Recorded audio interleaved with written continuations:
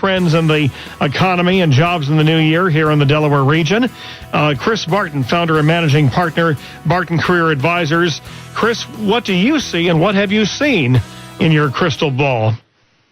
Well, thanks for asking, Alan. At the outside in companies, we have continued to see a trend in the contingent workforce, specifically temporaries. And we're up to 2.7 million workers in the temporary field now in the U.S., and that's up over 8% for this year.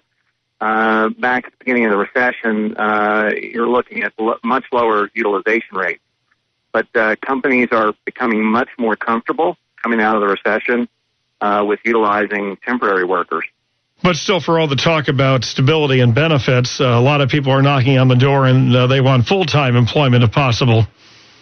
Yeah, certainly. It's still a time coming out of the recession where employers, there still is some cautiousness about whether or not that mode of the economy, that growth mode, is going to continue. So there's a little bit of bet hedging going on with hiring temporary workers, and I think to a large extent our workforce needs to recognize those trends and take advantage of them to make sure they do have employment. Anything that impresses you about our region versus any other in the country?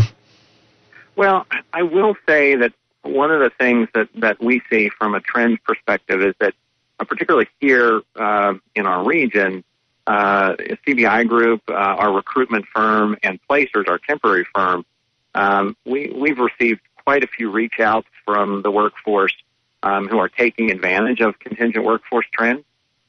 Businesses are shifting their strategies, and it's not just your administrative assistant anymore that we're putting into contractor jobs. It's controllers and chief technology officers and engineers. So it's a really good time for those fields in particular. Do you sense stress, despondency, disappointment for the people who, should we say, took liberal arts majors, wanted to do things more artsy and such, and they just don't see any openings in this modern economy?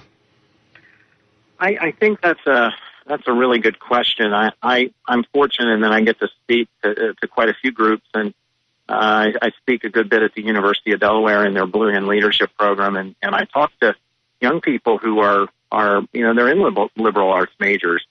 And so what we're telling them is that it's a great backdrop to be able to commit to an organization and do great work.